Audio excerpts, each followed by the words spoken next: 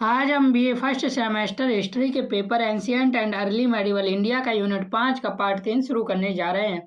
हमारी पूरी video exam oriented होती है। यहीं से आपका सारा सिलेबस कंप्लीट हो जाएगा। यहाँ से पढ़ने के बाद आपको कहीं और से पढ़ने की जरूरत नहीं पड़ेगी। इससे पहले हमने 4 यूनिट पढ़ चुके हैं और यूनिट 5 का पार्ट 1 और पार्ट 2 भी पढ़ चुके हैं।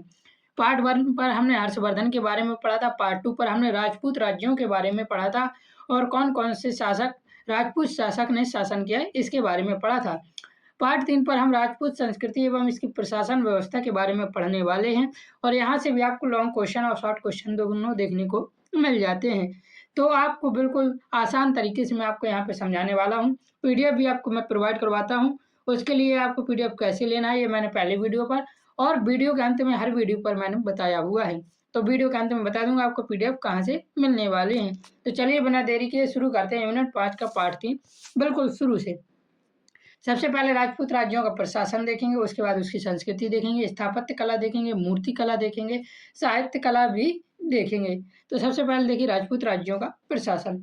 राजपूत राज्यों के उदय के बाद उत्तर भारत में गुर्जर, प्रतिहार, चौहान, परमार, चंदेल और चालुक्य आदि अनेक क्षेत्रीय राजवंश स्थापित हुए, जिनको हमने यूनिट 5 के पार्ट 2 पर पढ़ा हुआ है। इनकी प्रशासनिक व्यवस्था पर स्थानीय परिस्थितियों और परंपराओं का प्रभाव था। प्रशासनिक व्यवस्था कैसी थी? जो एक स्थानीय परिस्थितियां थी, यानी आसपास की जो परिस्थितियां और परंपराएं जो चलती थी उनका प्रभाव था। राजतंत्र, सामंत व्यवस्था, भूमि आधारित राजस्व, दुर्ग की प्रधानता और सैन्य शक्ति इसकी प्रमुख विशेषताएं रही हैं। आगे देखिए राजतंत्र में राजा की स्थिति कैसी होती थी। सबसे पहले ये देखेंगे राजपूत राज्यों की शासन व्यवस्था मूलतः राजतंत्रात्मक थी, याद रखना। तो राजपूत राज्यों की शासन व्यवस्था कैसी थी? तो राजतंत्रात्मक थी। राजा राज्य का सर्वोच्च शासक होता था या सर्वोच्च अधिकारी होता था या नेता होता था और प्रशासन, न्याय, सेना तथा विदेशी नीति की प्रमुख शक्तियां राजा के हाथों में ही रहती थी। राजा को राज्य की रक्षा, प्रजा की सुरक्षा, न्याय और धर्म संरक्षक माना जाता था। तो राज्य की रक्षा का संरक्षक, प्रजा की सुरक्षा का संरक्षक, न्याय का संरक्षक और धर्म का संरक्षक राजा को माना जाता था। राज्य सत्ता समानता कैसी होती थी? वंशानुगत होती थी, अर्थात उन्हीं का कोई राजा बनता था या ज्यादातर उनका बड़ा बेटा ही राजा बनता था, यानी जेठ युवराज को राजा बनाया जाता था राजपूत शासकों के द्वारा। गुर्जर प्रतिहारों में नागभट्ट प्रथम और मिहिर भोज, चौहान में अजयराज और अणोराज और पृथ्वीराज तृतीय थे। परमारों में भोज तथा चंदेलों में धंग और विद्याधर शासक प्रमुख थे, जिनको हमने पार्ट 2 पर पढ़ा हुआ है। राजा की शक्तियों में प्रशासन चलाना, न्याय करना, कर वसूली की व्यवस्था करना, अधिकारियों की नियुक्ति करना तथा युद्ध की संधि का निर्णय लेना प्रमुख था। यानी राजा की ये शक्तियां थी कि वह प्रशासन कैसे चलाता था, यह उसकी मर्जी थी। वही न्याय करता था, वही कर वसूली की व्यवस्था बनाता था और अधिकारियों की नियुक्ति के साथ साथ युद्ध और संधि का निर्णय भी राजा ही लेता था। ये राजा की शक्तियां थे।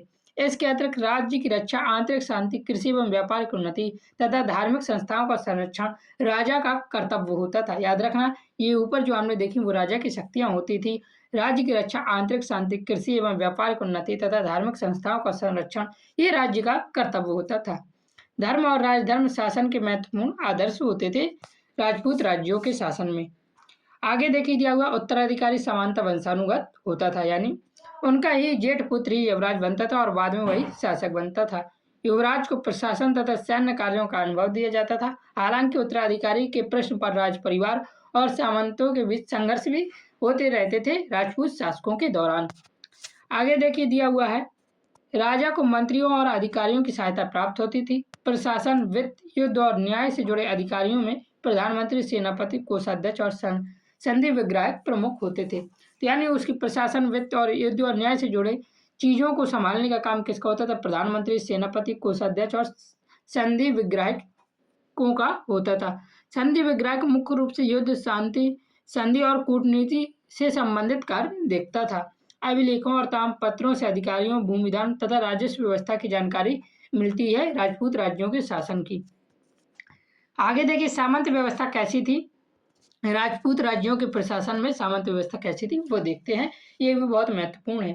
राजपूत प्रशासन की प्रमुख विशेषता सामंत व्यवस्था ही थी, याद रखना। सामंत शक्तिशाली स्थानीय शासक या सरदार होते थे। सामंत कौन होते थे? जो कि स्थानीय शक्तिशाली शासक होते थे या तो वो सरदार होते थे, जो कि सबसे बड़े राजा की सर्वोच्चता स्वीकार करते थे, सामंत। और अपने क्षेत्र को काफी स्वायत्तता से शासन करते थे। वे स्थानीय प्रशासन चलाते, राजस्व प्राप्त करते और अपनी सेना भी रखते थे। सामंत याद रखना ये। आगे दिया हुआ बदले में सामंतों को अपनी अधिपति के प्रति निष्ठा रखनी होती थी, यानी राजा के प्रति निष्ठा, उन्हें कर देना और नजराना देना होता था तथा आवश्यकता पड़ने पर सेना सहित युद्ध में भाग भी लेना पड़ता था बड़े राजा के युद्ध में। इसके बदले सामंतों को भूमि से आय प्राप्त करना, प्रशासनिक अधिकार और सामाजिक प्रतिष्ठा प्राप्त होती थी। सामंत व्यवस्था के कारण विशाल क्षेत्रों का प्रशासन स्थानीय शक्तियों की सहायता से संभव हो सका, लेकिन इसकी अपनी सीमाएं थी। जब भी कोई सामंत शक्तिशाली होता था वह खुद को स्वतंत्र घोषित कर लेता था। शक्तिशाली सामंत समय के साथ अधिक स्वतंत्र होने का प्रयास कर सकते थे और करते भी थे। इस प्रकार राजा और सामंत का जो संबंध था वह निष्ठा तथा स्वायत्तता के संतुलन पर आधारित था, यानी सामंतों की मर्जी पर और उनकी निष्ठा पर आधारित था। राजस्व एवं भूमि व्यवस्था देखते हैं। राजपूत शासन काल की राजस्व एवं भूमि व्यवस्था कैसी थी?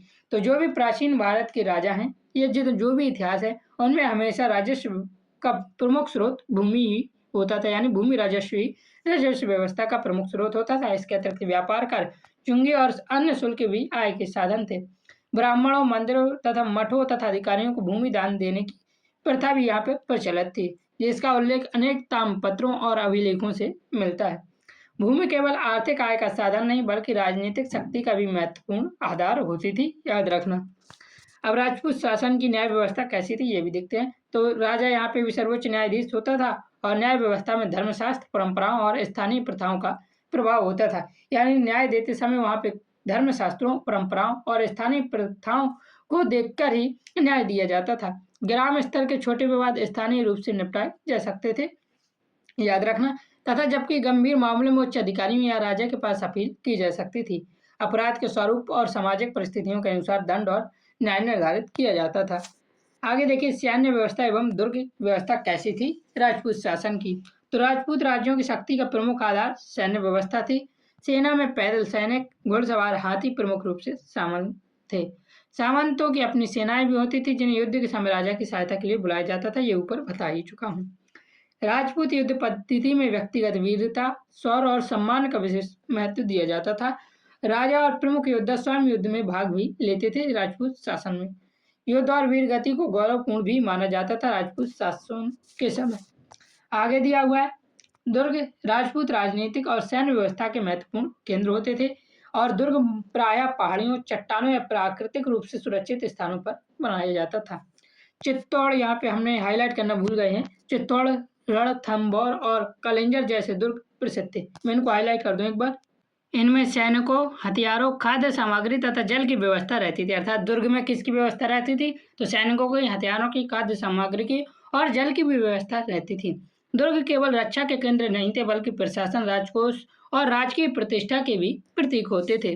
अब प्रशासन की प्रमुख विशेषताएं एवं सीमाएं क्या थी? इनकी प्रमुख विशेषता यही थी कि वंशानुगत राजतंत्र था, सामंत व्यवस्था थी, भूमि आधारित राजस्व था, स्थानीय प्रशासन एवं दुर्गों की प्रधानता थी और साथ ही साथ सैन्य शक्ति भी थी। इसकी प्रमुख कमजोरी थी राजनीतिक विकेंद्रीकरण। सामंतों की अधिक स्वायत्तता थी, कमजोर केंद्रीय नियंत्रण और राजपूत राज्यों के आपसी संघर्ष ने क्या किया था? राजनीतिक एकता को सीमित कर दिया था। तो राजनीतिक विकेंद्रीकरण इसकी सबसे ज्यादा कमजोरी मानी जाती है। अब राजपूत कालीन संस्कृति तो देख लीजिए। और राजपूत काल केवल राजनीतिक संघर्ष और युद्धों का काल नहीं था बल्कि यह सामाजिक जीवन, धर्म, शिक्षा, साहित्य, कला और स्थापत्य के क्षेत्र में भी महत्वपूर्ण विकास हुआ है। तो राजपूत राज्य का सबसे पहले सामाजिक जीवन देखते हैं। राजपूत समाज मुख्यतः वर्ण और जाति व्यवस्था पर आधारित था, याद रखना। ब्राह्मण धार्मिक एवं बौद्धिक कार्यों से, क्षत्रिय राजनीतिक और सैन्य कार्यों से, वैश्य व्यापार एवं कृषि से तथा शूद्र एवं अन्य समूह विभिन्न उत्पाद एवं सेवा कार्यों से जुड़े होते थे, याद रखना इनका सामाजिक जीवन भी। समय के साथ अनेक जातियां और उपजातियां भी यहाँ पे विकसित हुई थी। स्त्रियों की स्थिति एक रूप नहीं थी। उच्च वर्गीय की महिलाएं धार्मिक कार्यों, दान और कभी कभी राजनीतिक मामलों में भी भूमिका निभाती थी। अभिलेखों में महिलाओं द्वारा धार्मिक संस्थाओं को दान देने के प्रमाण मिलते हैं। साथ ही साथ सती प्रथा के प्रमाण भी मिलते हैं और ये राजपूत राज्य की सबसे घिनौनी प्रथा मानी जा सकती है क्योंकि उस समय सती प्रथा भी प्रचलित थी राजपूत राज्यों के समय। उच्च वर्गों में पर्दा प्रथा के कुछ प्रमाण भी मिलते हैं। विवाह में जाति, कुल और सामाजिक प्रतिष्ठा का महत्व था। राज परिवारों में विवाह राजनीतिक संबंधों को मजबूत करने का माध्यम बनते थे। यानी विवाह न होकर एक सौदा होता था ताकि राजनीतिक संबंध मजबूत हो सके। स्वयंवर का साहित्यिक उल्लेख भी मिल जाता है राजपूत राज्यों या राजपूत शासकों के समय का। आगे देखिए इनका धार्मिक जीवन। हिंदू धर्म का व्यापक प्रभाव था। शैव, वैष्णव और शक्ति परंपराओं का विकास भी हुआ था। अनेक शासकों ने मंदिर, धार्मिक संस्थाओं को भूमि तथा धन का दान भी दिया हुआ है। आगे दिया हुआ पश्चिम भारत और गुजरात में जैन धर्मों का विशेष प्रभाव था। याद रखना, पश्चिम भारत और गुजरात में जैन धर्म का विशेष प्रभाव था। व्यापारिक समुदायों तथा कुछ शासकों और सामंतों ने जैन धर्मों को भी संरक्षण दिया हुआ था। यहाँ पे चालक सोलंकी शासकों के समय जैन विद्वानों और संस्थाओं को पर्याप्त संरक्षण मिलता था। यानी चालुक्य शासकों के समय जैन विद्वानों को ज्यादा संरक्षण यहाँ पे प्राप्त होने लगा था। इस काल तक उत्तर भारत के अनेक क्षेत्रों में बौद्ध धर्म का प्रभाव पहले की तुलना में कमजोर होने लगा था। यानी जैन धर्म का प्रभाव तो था, लेकिन बौद्ध धर्म का प्रभाव बहुत कमजोर हो चुका था उत्तर भारत के क्षेत्रों में। फिर भी कुछ क्षेत्रों में बौद्ध संस्थाएं मौजूद थी। हिंदू और जैन परंपराओं की तुलना में इसका प्रभाव सीमित हो गया। यानी हिंदू और जैन परंपरा अच्छे रूप से विकसित थी और इनका प्रभाव बहुत ज्यादा था, जबकि बौद्ध संस्थाओं और बौद्ध धर्म का प्रभाव बहुत कम था। आगे दिया हुआ है धार्मिक प्रतिस्पर्धा के साथ सह अस्तित्व के भी प्रमाण मिलते हैं। अनेक क्षेत्रों में हिंदू और जैन संस्थाओं का साथ साथ विकास देखने को मिला है। मंदिर केवल पूजा के स्थान नहीं थे, बल्कि शिक्षा, दान, कला और सामाजिक गतिविधियों और स्थानीय आर्थिक जीवन के केंद्र भी माने जाते थे।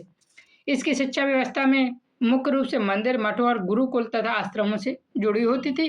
संस्कृत प्रमुख विद्वत भाषा होती थी। यानी राजपूत राज्यों के समय या राजपूत शासकों के समय संस्कृत प्रमुख भाषा होती थी। व्याकरण, वेद, दर्शन, धर्मशास्त्र, तर्क, साहित्य, गणित और ज्योतिष जैसे विषयों का अध्ययन भी किया जाता था। याद रखना, राजा और सामंत विद्वानों की भूमि, धन तथा अन्य प्रकार का संरक्षण प्रदान करते थे। आगे देखिए कैसा था इनका साहित्य, कैसा था राजपूत शासन काल में, ये भी देखते हैं। राजपूत काल में संस्कृत और अपभ्रंश साहित्य का उल्लेखनीय विकास हुआ है। राज दरबार कवियों और विद्वानों के संरक्षण के प्रमुख केंद्र थे। तो राज दरबार क्या था? कवियों और विद्वानों के संरक्षण का प्रमुख केंद्र था राजपूत काल में, राजपूत शासन काल में। आगे देखिए संस्कृत साहित्य। सबसे पहले मैं आपको अपभ्रंश साहित्य क्या होता है वो समझा दूं। तो अपभ्रंश साहित्य वो साहित्य कहलाते हैं, याद रखना, जो कि प्राकृतिक भाषाओं के बाद विकसित हुई थी और उस भाषा को अपभ्रंश और उस समय लिखे गए साहित्य को अपभ्रंश साहित्य कहा जाता है। याद रखना, इसे हिंदी की प्रारंभिक विकास परंपरा की एक महत्वपूर्ण कड़ी भी माना जाता है अपभ्रंश साहित्य को, और इसका विकास लगभग 6वीं शताब्दी से लेकर 12वीं शताब्दी के बीच में हुआ था। इसमें जैन, बौद्ध और अन्य धार्मिक साहित्यों की रचना मिलती है। याद रखना, ये हमने इतना देख लिया। अब संस्कृत साहित्य देखते हैं, उसके बाद अपभ्रंश साहित्य देखेंगे। संस्कृत साहित्य में राजशेखर का महत्वपूर्ण स्थान है। राजशेखर की काव्य मीमांसा, कर्पूर मंजरी और बाल रामायण प्रमुख रचनाएं हैं। पूछ ली जाती है कि काव्य मीमांसा किसकी रचना है, कभी कभी पूछी जाती है, ज्यादा नहीं पूछा जाता है। जयनाय और जयानक ने पृथ्वीराज विजय की रचना। पृथ्वीराज रासों का संबंध परंपरागत रूप से चंद्रबाई से माना जाता है। हालांकि इसके वर्तमान रूप और रचना काल को लेकर विद्वानों में मतभेद है। पृथ्वीराज रासों का संबंध किससे माना जाता है? चंद्रबरदाई से माना जाता है, लेकिन क्या विद्वानों में अभी भी मतभेद है। आगे देखिए दिया हुआ है परमार शासक राजा भोज, जिसका मैंने बार बार उल्लेख किया है पिछली वीडियो में। ये स्वयं विद्वान थे और साहित्य तथा विज्ञान के महान संरक्षक भी माने जाते हैं। इनके नाम सरस्वती, कंठाभरण और सम्रांगण सूत्रधार जैसे ग्रंथ जुड़े हैं राजा भोज से, याद रखना। आगे दिया हुआ अपभ्रंश साहित्य क्या? तो अपभ्रंश भाषा और साहित्य का विकास हुआ था। अपभ्रंश साहित्य उसी को कहा जाता है। जैन आचार्यों और कवियों ने इसमें अनेक धार्मिक एवं साहित्यिक रचनाएं की। आगे चलकर अपभ्रंश की विभिन्न बोलियों से हिंदी, गुजराती और राजस्थानी जैसी क्षेत्रीय भाषाओं के विकास को आधार भी मिला है। राज दरबार साहित्य में राज्यों की वीरता, युद्ध, दानशीलता और धार्मिक उपलब्धियों का वर्णन मिलता है। इसमें वीरता और राजकीय गौरव की साहित्यिक परंपरा भी मजबूत हुई है। कला एवं स्थापत्य देख लेते हैं। राजपूत काल भारतीय कला और स्थापत्य के विकास का महत्वपूर्ण चरण था। विशेष रूप से मंदिर स्थापत्य, मूर्तिकला और दुर्ग निर्माण में उल्लेखनीय प्रगति हुई है राजपूत काल में, याद रखना। मंदिर स्थापत्य देख लीजिए। मंदिर स्थापत्य राजपूत काल के मंदिरों में ऊंचा आधार होता था। गर्भगृह, मंडप, शिखर और विस्तृत मूर्तिकला प्रमुख विशेषता थी। मंदिर की दीवारों पर देवी देवताओं, मिथकीय कथाओं, अप्सराओं, नर्तकों और संगीतकारों और दैनिक जीवन से संबंधित दृश्यों का अंकन किया जाता था। उत्तर भारत में नागर शैली का व्यापक विकास था राजपूत शासनकाल में चंदेल तथा गुजरात के सोलंकी या चालुक्य शासकों के संरक्षण में नागर शैली के क्षेत्रीय रूप विकसित हुए। प्रमुख मंदिर एवं स्थापत्य केंद्र देख लेते हैं, पेपर में कभी कभी पूछे जाते हैं ये मंदिर किस स्थापत्य से प्रमुख उपलब्धि या किससे रिलेटेड है। तो खजुराहो के मंदिर जो है चंदेल स्थापत्य की प्रमुख उपलब्धि हैं। इनका निर्माण मुख्यतः 10वीं-11वीं शताब्दी में हुआ। कंदरिया महादेव मंदिर खजुराहो का सबसे प्रसिद्ध मंदिर है। खजुराहो में शैव, वैष्णव और जैन परंपराओं से संबंधित मंदिर भी मिलते हैं। यहाँ की मूर्तियों में देवी देवताओं के साथ नृत्य, संगीत, सामाजिक जीवन और विभिन्न मानवीय गतिविधियों का चित्रण भी मिलता है। ये पूछ लिया जाता है। माउंट आबू के दिलवाड़ जैन मंदिर पश्चिम भारत के उत्कृष्ट स्थापत्य एवं मूर्ति कला के उदाहरण हैं। इनमें विमल विसाई प्रमुख मंदिर है। याद रखना, ये पेपर में पूछा गया है कई बार। इसे जैन व्यापारी विमल शाह ने बनवाया था और सोलंकी शासक के समय बना था। और सोलंकी शासक किसके समय? भीम प्रथम के समय 11वीं शताब्दी में बना था। किसने बनवाया था? तो व्यापारी विमल शाह ने बनवाया था। संगमरमर की अत्यंत सूक्ष्म नक्काशी इसी मंदिर की प्रमुख विशेषता भी है। गुजरात का मोढेरा सूर्य मंदिर सोलंकी शासक भीम प्रथम के समय लगभग 11वीं शताब्दी के प्रारंभ में बनाया गया था। यह भी बहुत प्रसिद्ध है और पेपर में पूछ लिया जाता है। मंदिर, सभा मंडप और विशाल सूर्य कुंड का संयोजन मोढेरा सूर्य मंदिर जो गुजरात का है, इसकी प्रमुख विशेषता है। सोलंकी कालीन नगर स्थापत्य की उन्नति को ये दर्शाता है। अब देखिए, यहाँ से हमारा खत्म हो गया। थोड़ा सा इसका समग्र मूल्यांकन देखते हैं और फिर हमारी पूरी वीडियो खत्म होगी। यहाँ से राजपूत प्रशासन की उपलब्धियों में स्थानीय प्रशासन, सामंत व्यवस्था, सैन्य संगठन, भूमि आधारित राजस्व व्यवस्था और दुर्ग निर्माण प्रमुख थे, जो कि हम ये सब पढ़ चुके हैं। बस इसको एक बार देखते हैं। इससे अनेक क्षेत्रीय राज्यों को लंबे समय तक अपनी राजनीतिक सत्ता बनाए रखने में सहायता मिली, परंतु सामंतों की अधिक स्वायत्ता, कमजोर केंद्रीय सत्ता और आपसी संघर्ष ने राजनीतिक एकता को सीमित किया तथा बाहरी आक्रमणों के समय समन्वित प्रतिरोध को कठिन भी बनाया। सांस्कृतिक दृष्टि से राजपूत काल अत्यंत महत्वपूर्ण था। खजुराहो, मोढेरा, दिलवाड़ा और ओसिया जैसे मंदिर स्थापत्य और मूर्ति कला की उत्कृष्ट उपलब्धियों का प्रतिनिधित्व करते हैं। संस्कृत साहित्य को राज दरबारों का संरक्षण मिला और अपभ्रंश के विकास ने आगे क्षेत्रीय भाषाओं के विकास की आधार भूमि भी तैयार की है। इसका पीडीएफ आपको टेलीग्राम पर मिलेगा। टेलीग्राम पर मैसेज कर दीजिएगा। और आपको पीडीएफ पेड है, फ्री में नहीं है, तो कुछ पैसे लगेंगे और मैं आपको ये पीडीएफ उपलब्ध करवा दूंगा। टेलीग्राम पर मैसेज कर लीजिए, मैं वहीं बता दूंगा। जय हिंद, जय भारत, राधे राधे।